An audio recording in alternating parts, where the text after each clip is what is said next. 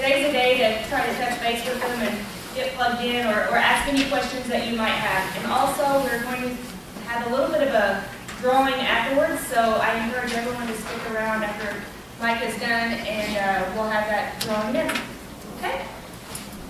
Here's December, and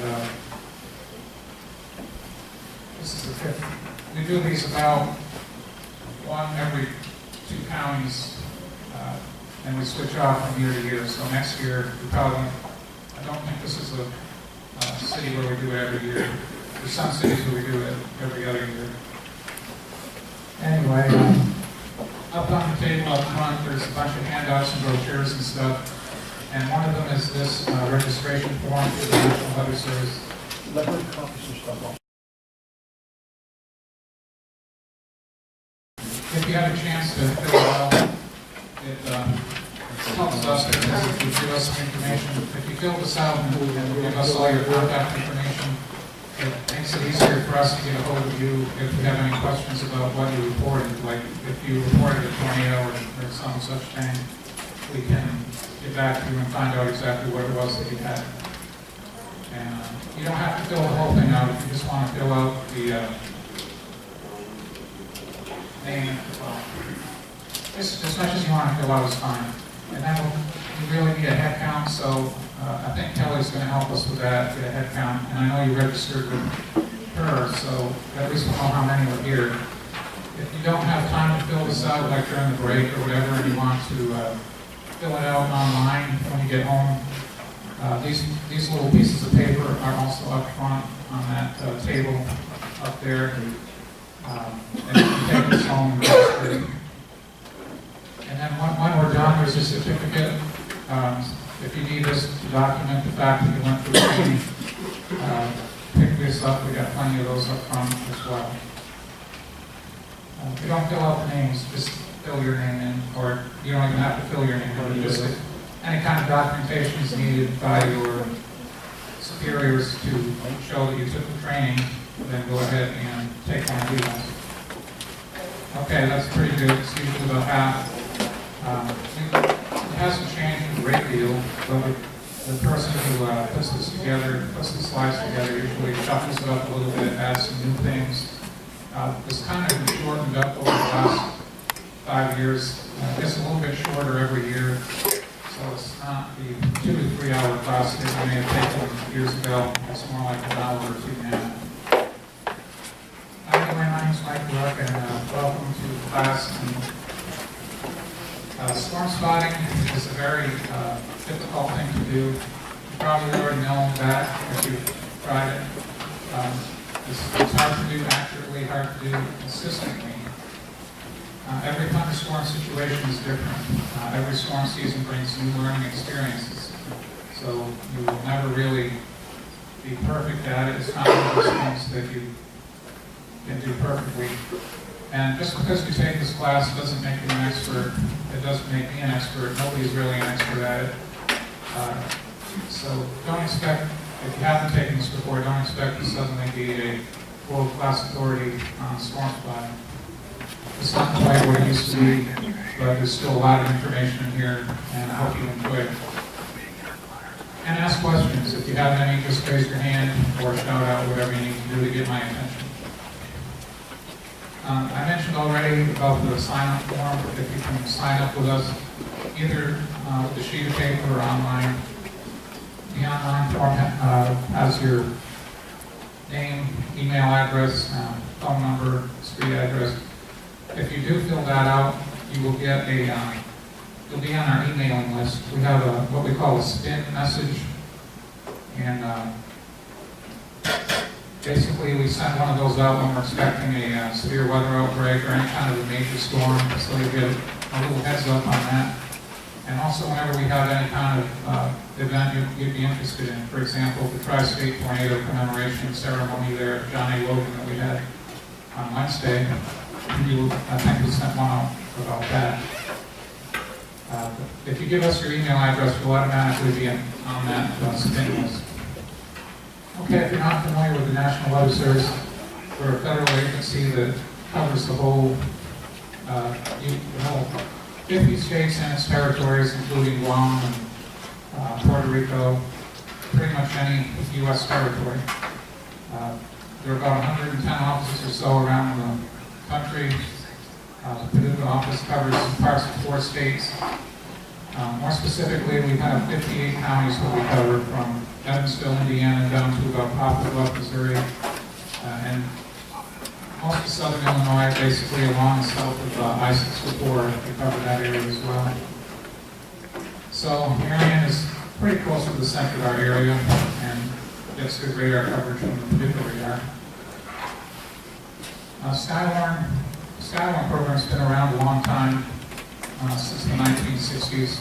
The Weather Service has had what was called Skywarn, and it's basically a training program for ordinary citizens like yourselves who want to be able to help their community by spotting severe weather. The National Weather Service is responsible for issuing severe weather warnings that alert people to any potential threat will affect their area. We study the environment in great detail, we monitor radar data, and the radar data has limitations. This is not a perfect science, and computers and radar tell us a lot, but they never tell us with 100% certainty what's going on. And that's why we need spotters. Real-time reports, in other words, reports sent as they're happening, they make our warnings much more accurate, more credible, and more timely. And we also use spotter reports for post-storm verification. We want to know how we did. Did we get the warning right? Should we have not issued it, or should we have issued it? A lot of times the only way we know that a warning verified is through spotter reports. So we're always going to need spotter reports because this will never be a perfect science, or perfect radars, or perfect computers. Storm spotters have to be available. As a storm spotter, you'll be observing your local weather conditions, whether it's estimating the size of a hailstone or watching a suspicious cloud for signs of rotation. As a spotter, you will also need to be able to properly identify what you're seeing and to decide whether it's something that should be reported. And finally, a spotter needs to be able to make timely and accurate reports. And that's really what storm spotter is all about. You need to know what to report and know the specifics of how to get that report to the right people. Spotters should focus on the past and the present and not try to get into predicting the future. Report what you saw or what's happening right now, but avoid trying to predict what's going to be happening minutes from now. Storm spotters are an important part of the integrated warning team.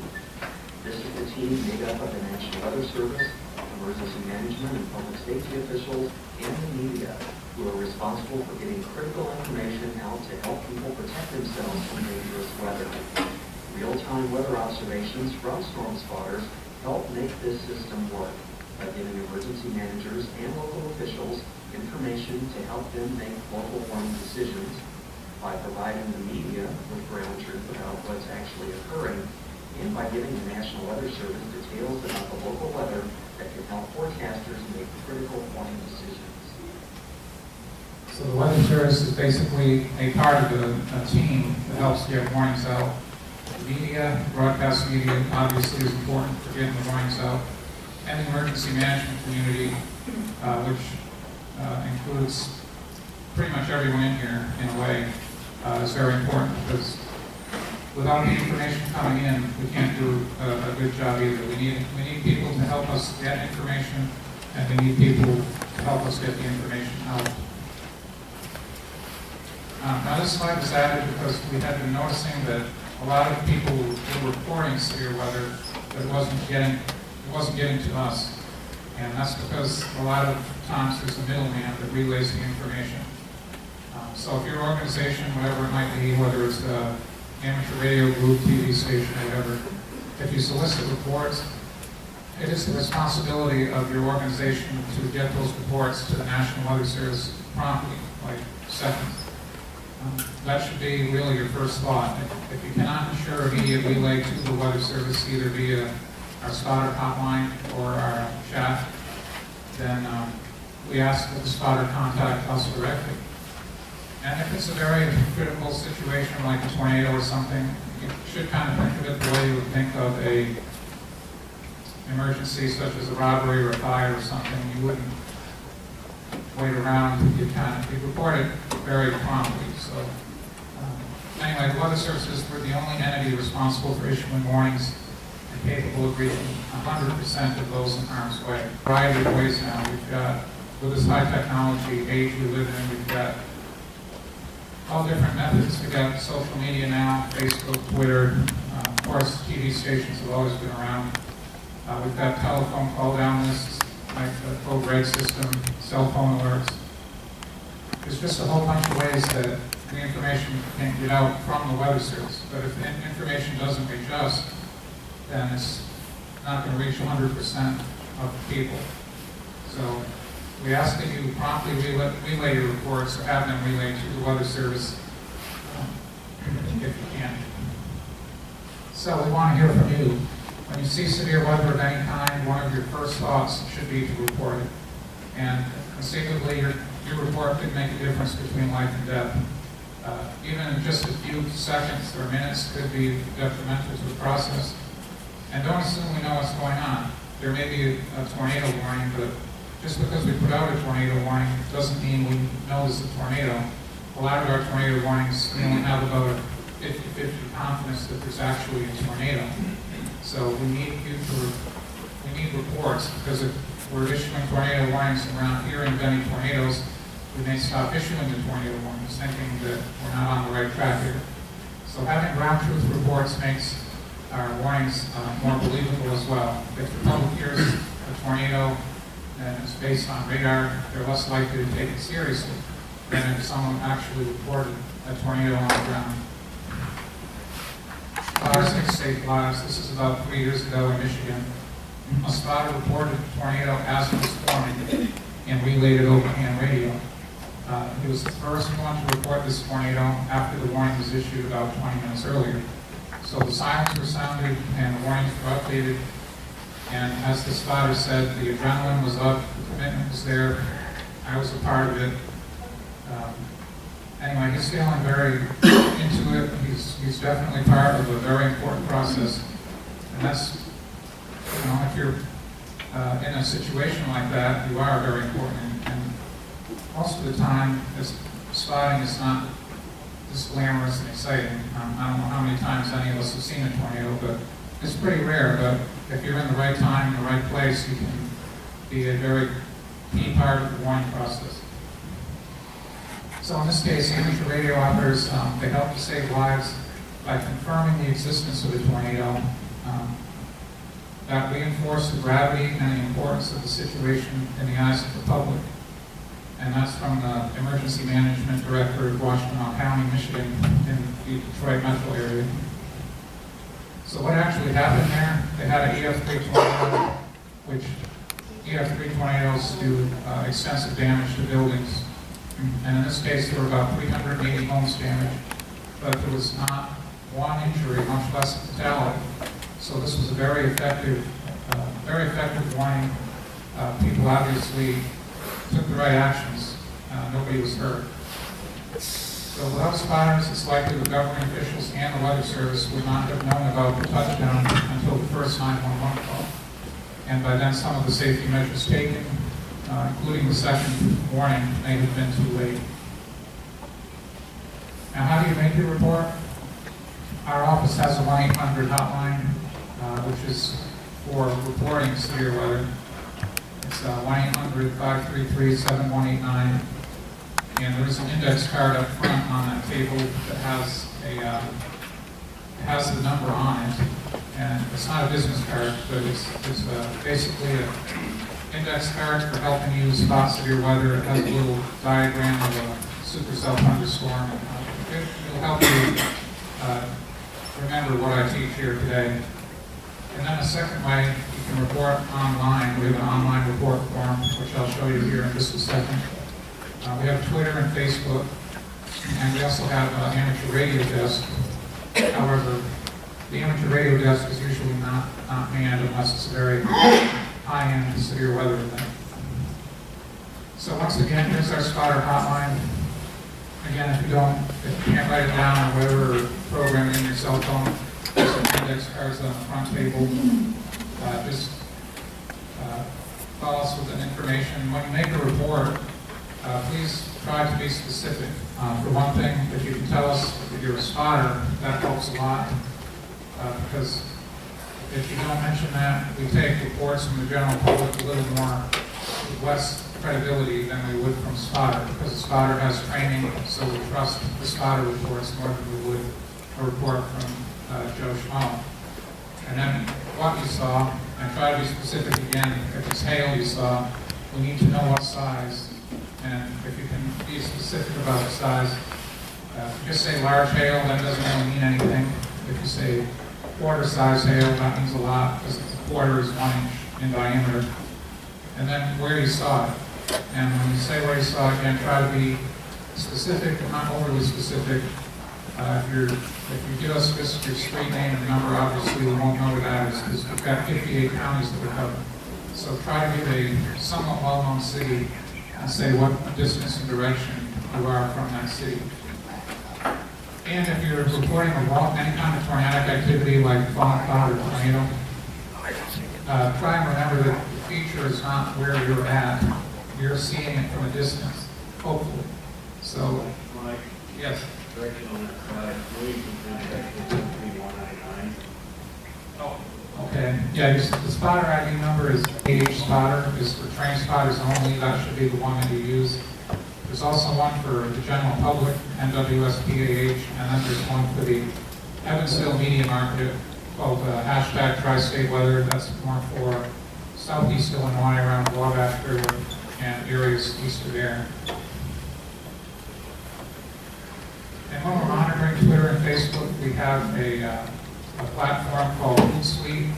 This is what it is, and it basically shows us all of the Facebook and Twitter activity associated with those, our Facebook page and those hashtags I told you about. And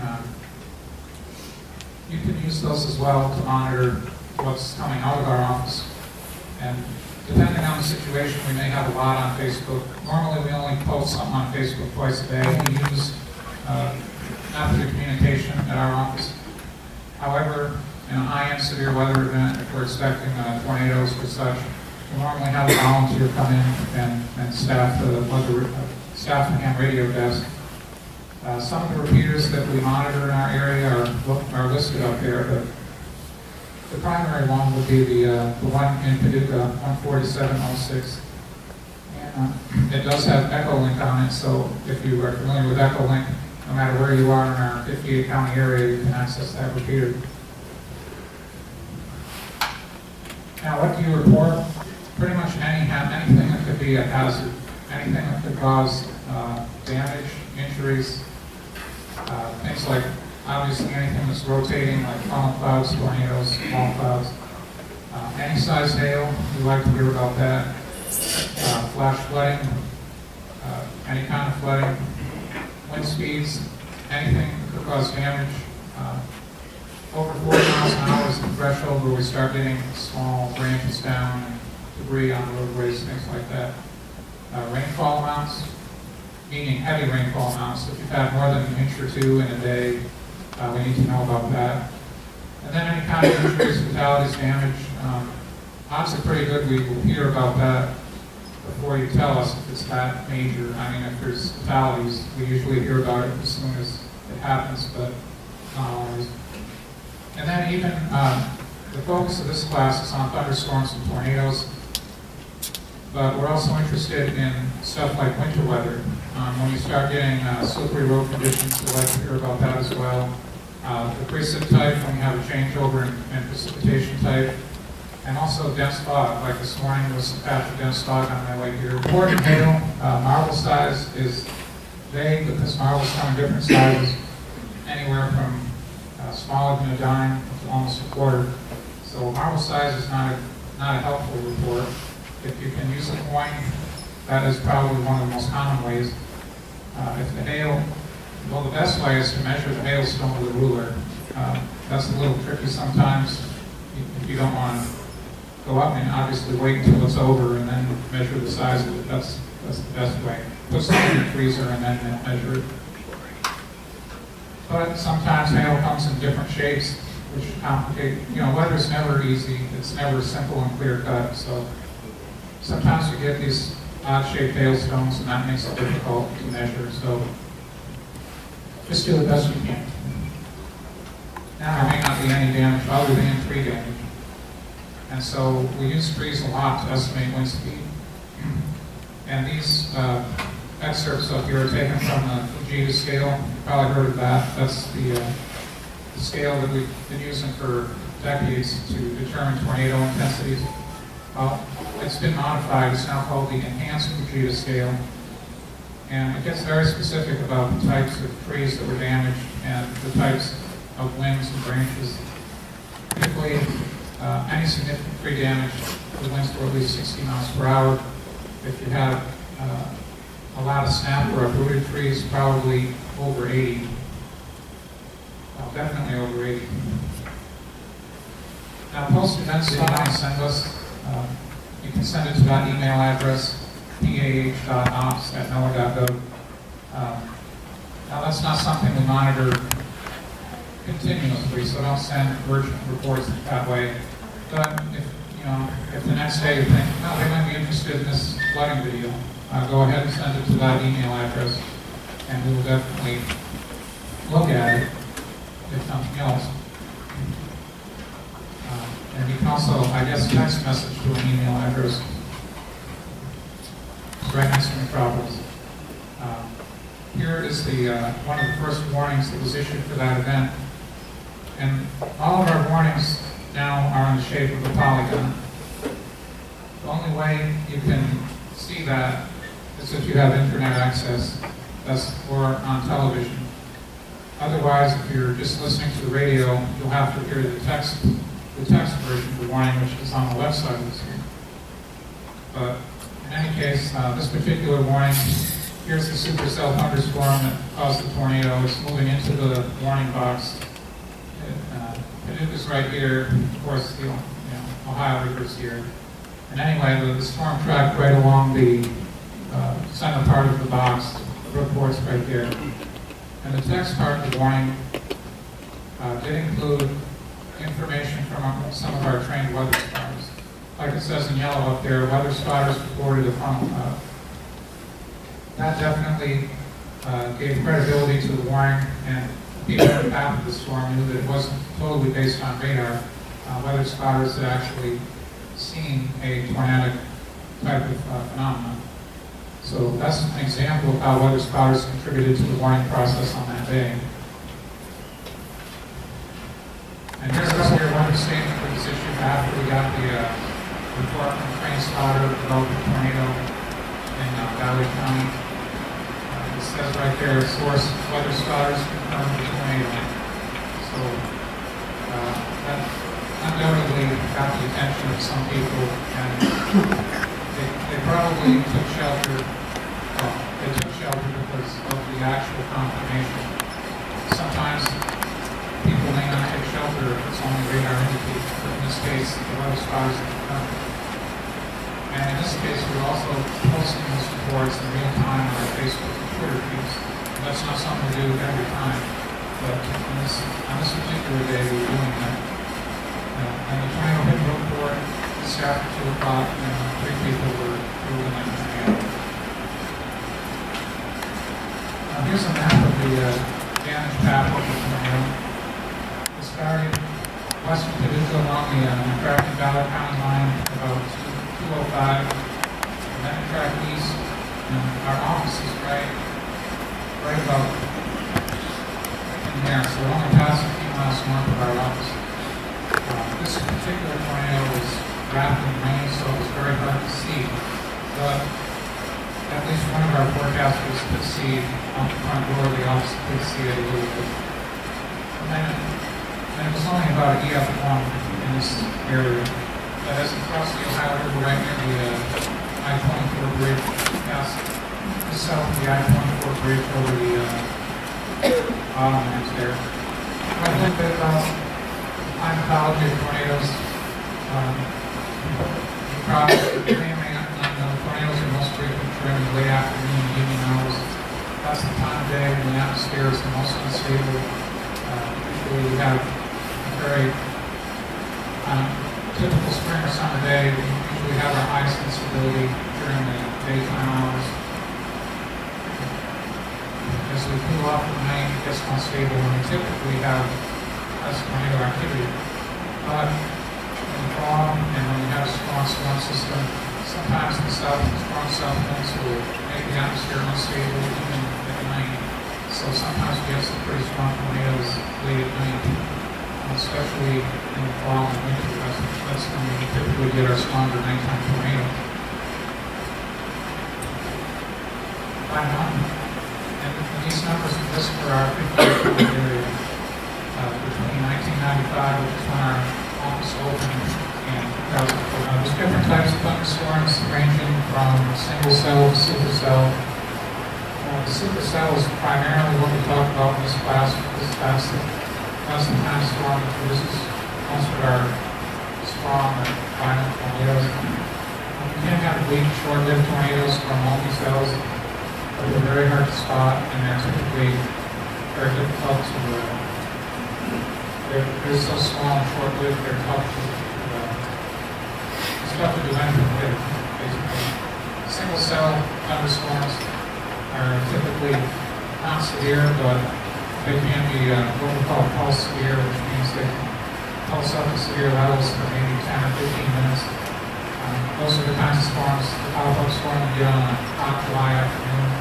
There's a ton of instability. The storm just forms out of nowhere, produces a microburst or a hail, and then it disappears. That would be a pulse severe storm. Multi-cells are everything in between single cell and supercell, which is about 90% of all storms. Basically, multi-cell is any cluster or line of storms. It's a catch-all for pretty much everything. Multi-cell storms that develop into the line, that's called a squall line, and I'll show you some examples of those. Those are primarily associated with strong winds. Whenever you see a line of storms, strong winds is usually the main hazard for those. When you see a squall line kind of develop into a bow, what we call a bow echo, that's a sign that it's accelerating. That part of the line is kind of speeding up, and it's normally producing some strong winds, not always. But this is a tip-off that we're having very damaging winds when we see the bowing of the squall line like this, or like that. And this would be racing northeastward, this would be racing eastward if it was animated. The strongest winds would be right near the apex of that bow. So, a lot of times we will have severe thunderstorm warnings out, even without a spotter report, because we're very suspicious of these bow and bow-shaped efforts. Now, if you're spotting the squall lines, it depends a little bit on the time of year. In spring or summertime, the lines aren't moving as fast, so you can oftentimes stay out ahead of the line, and you can observe the wind speed along that leading edge of the line. If you're mobile, you can, and this is more for storm chasers, you can stay out ahead of the line. If you get behind the line, then look for damage behind it. A great way to get wind speeds is with a manometer, whether handheld or otherwise. That's the best way, but if you're backing that, then you just have to look at the trees and observe any tree damage or any other damage. Now, during the cool season, which would be mainly fall and winter, the squall lines oftentimes move a lot faster, like 60 to 80 miles per hour. So you're not going to be able to know about those most of the time. And typically, if there are any small tornadoes embedded in the squall line, they're very hard to see with the squall line. And that's another reason why we don't spend a lot of time on that during spider training. We're talk more about supercell tornadoes because they are normally the worst kind of tornadoes. Supercells are the primary severe weather producers. They are basically the tornado machines You can get tornadoes from other cells, but supercells are our primary tornado producers, and that's why the course focuses on those 60 people show more up. than anything else. That's the best one. This is a diagram of a supercell. Ideally, you would be able to see everything. You'd be able to see the tornado, you'd be able to see the anvil and everything. But in order to see the anvil, you have to be pretty far from the storm. You can't be under it to see that. And then to see the tornado, you have to be pretty close to it. So you'll never see all of this the way it's pictured here. But long story short, I mentioned every thunderstorm has an anvil. Well, this storm has a very well-defined anvil that you can see. The tornado is usually on the back side of the storm. The storm is moving from your left to your right. So the back side is where you have your tornado and your low cloud. And then the downdraft area with all the rain and hail is kind of in the forward part of the storm.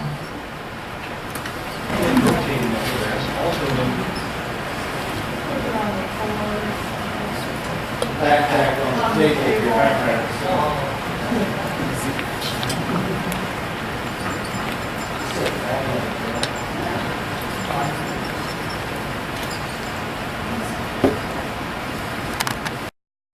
The strongly rotating outcrest, also known as supercells, develop from the mid-spheres and returns in a clockwise direction through the lowest mile of the atmosphere. When the wind speed is sufficiently strong, veering will find its course. Horizontally oriented rolls develop in the lower levels of the atmosphere. When these rolls are tilted by a thunderstorm updraft in a rotation about a vertical axis, a mesocyclone may develop. Mesocyclone is defined as an area of deep storm scale rotation, usually associated with a strong updraft. They consist of updrafts and downdrafts, and the difference between a severe storm or a prolonged severe storm and a non-severe storm is that the downdrafts and updrafts are not suffocating each other out in a supercell.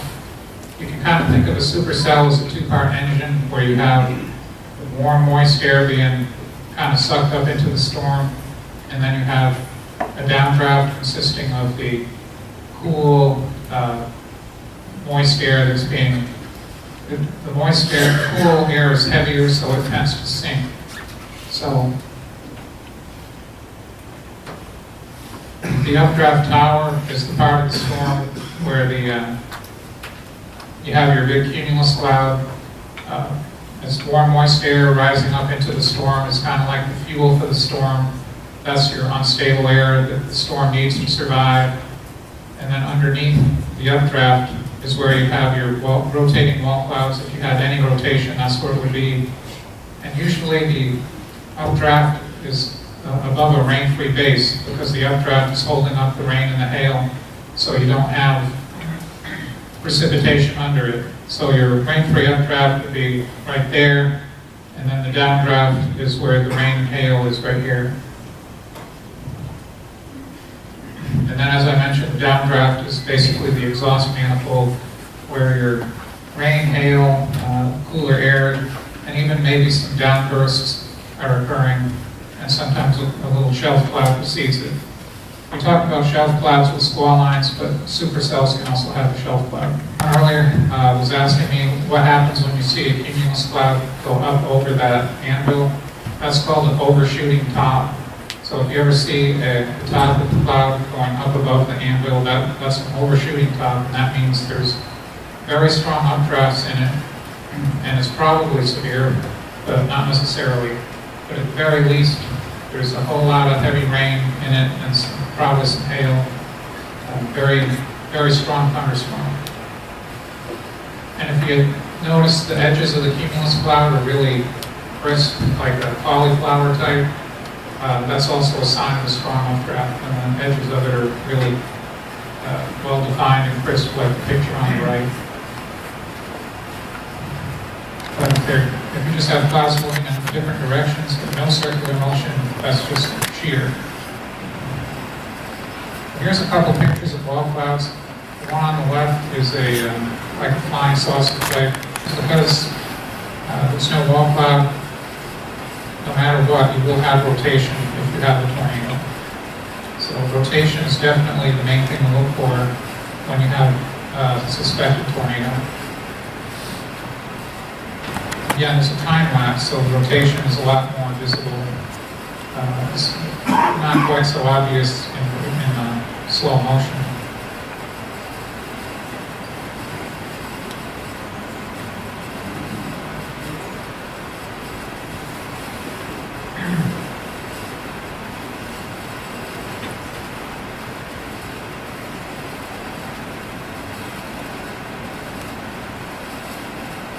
Some characteristics of a wall cloud.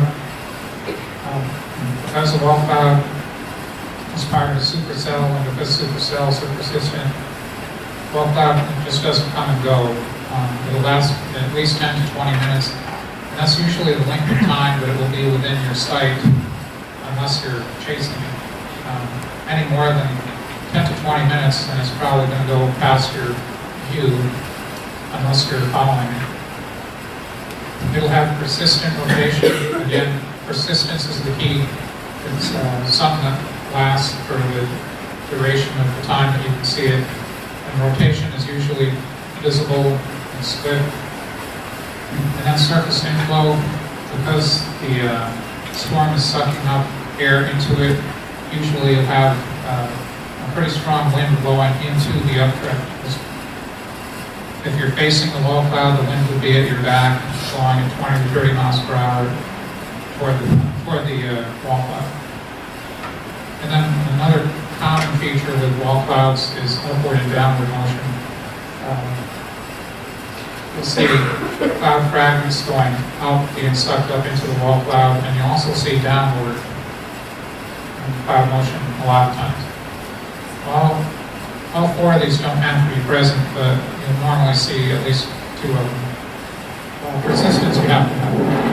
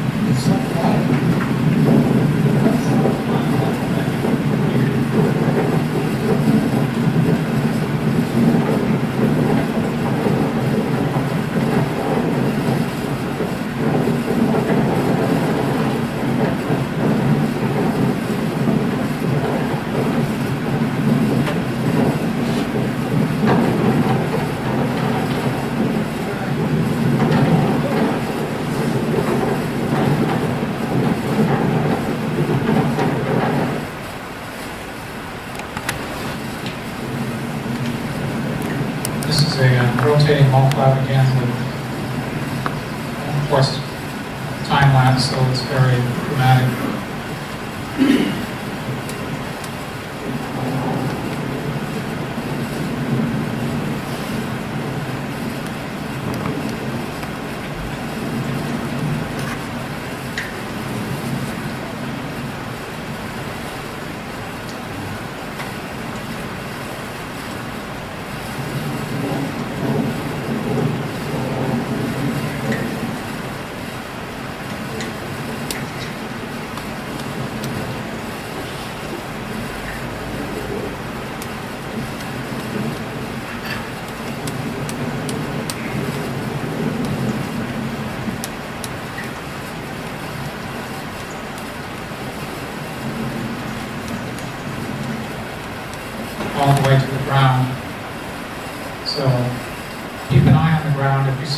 debris cloud underneath the funnel, then you can have a tornado even without being able to see the whole tornado.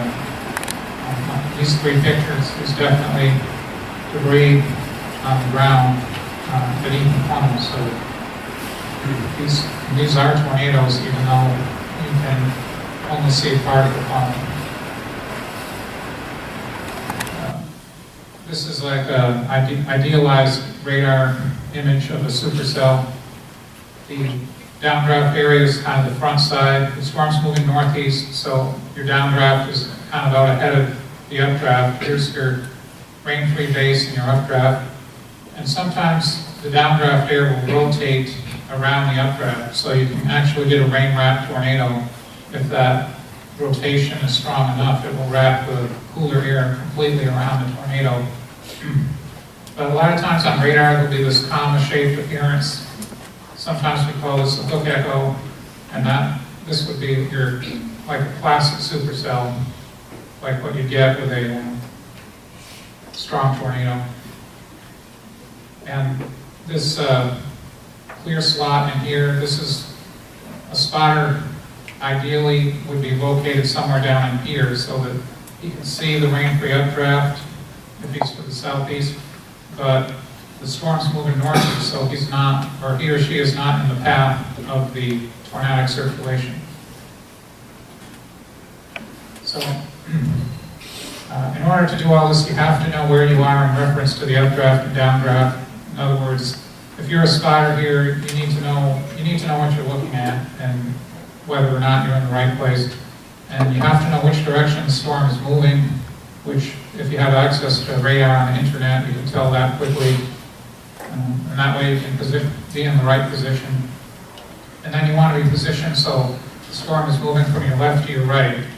If it's not moving, if you're up here somewhere, then the storm's moving from your right to your left.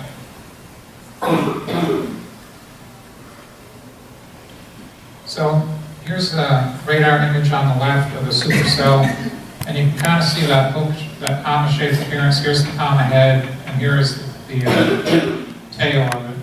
And so your rain-free updraft is right in here. That's where you might have your wall cloud or tornado. This is, by the way, the yellow line is the Wabash River, so this is right along the Indiana-Illinois state line, and the storm is moving toward the northeast into Indiana.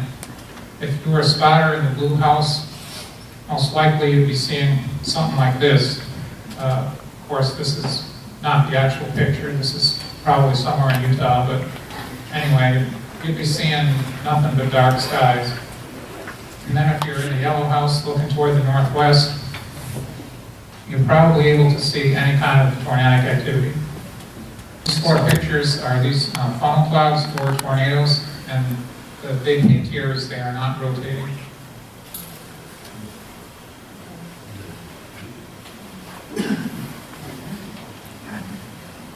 Well, any kind of non-rotating cloud is not a funnel cloud, so all these pictures are low-hanging clouds. And what is this feature here? This is a rotating cloud feature.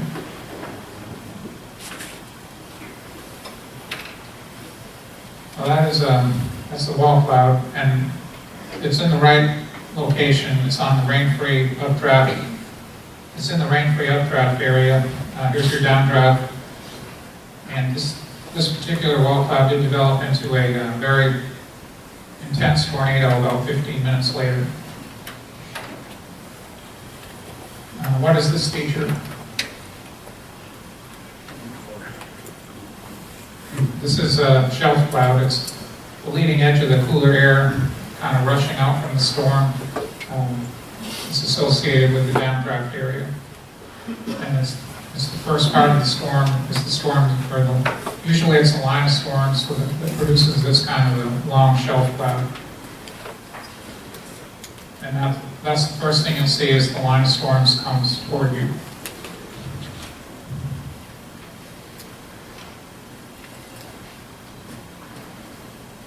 Okay, this is actually the start of a video that may or may not play.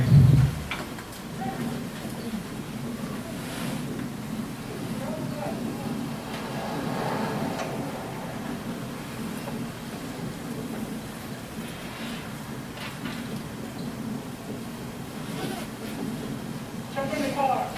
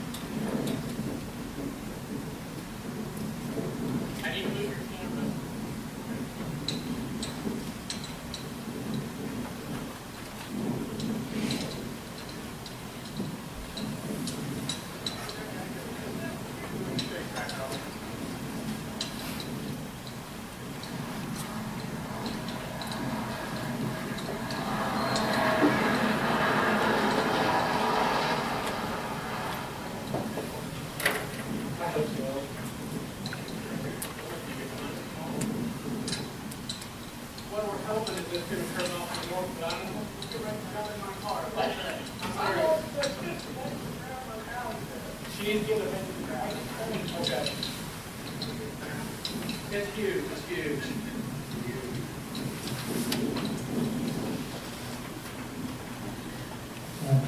Apparently is a wall cloud.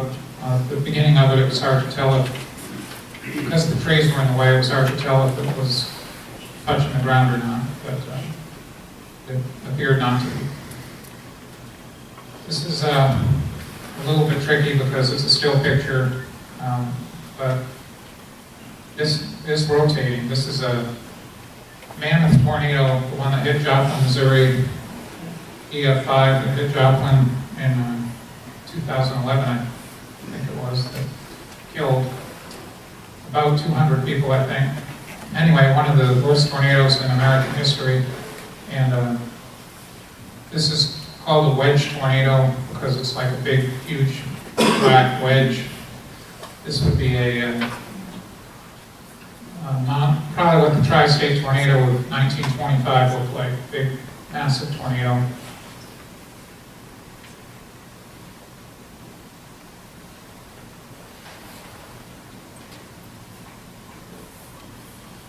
What are these? And there is rotation.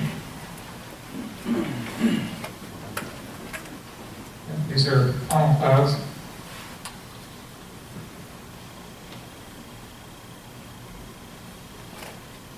Now, this may or may not play. This is like a 4-minute video that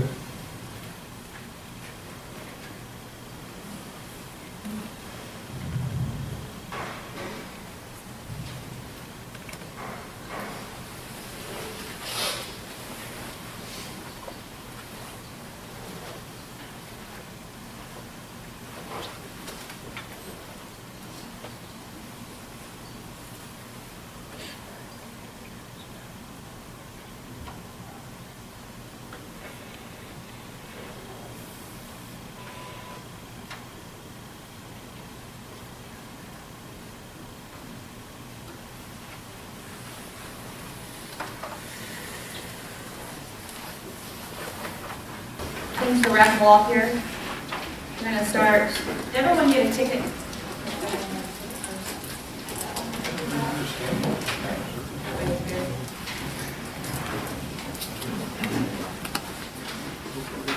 Okay.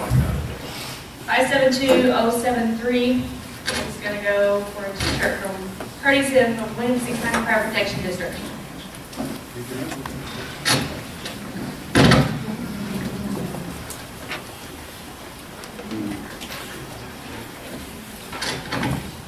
Okay, we got another shirt here from Williamson County Fire Protection District.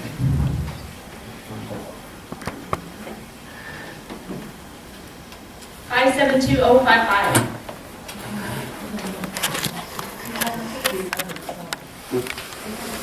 Some of them signed on the back. Oh, okay. Danny Martin.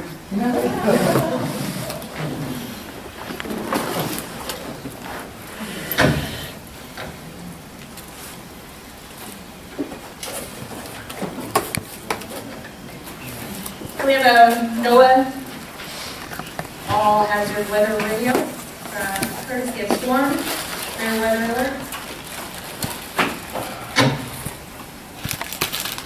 No name on the back, so 572066. Got You plenty don't of want radio. it? Got plenty of radio. All right, roll again.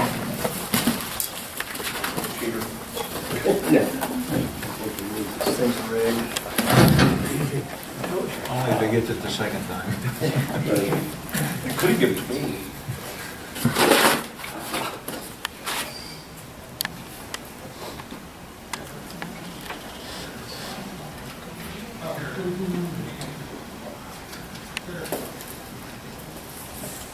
Ron Goodegrove. Beautiful. There you go.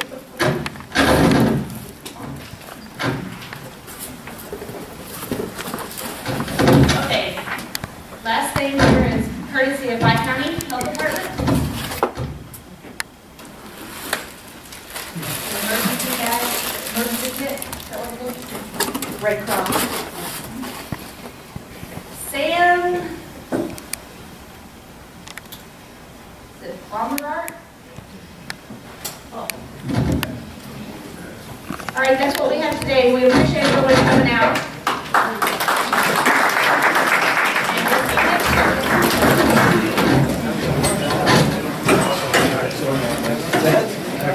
Yeah.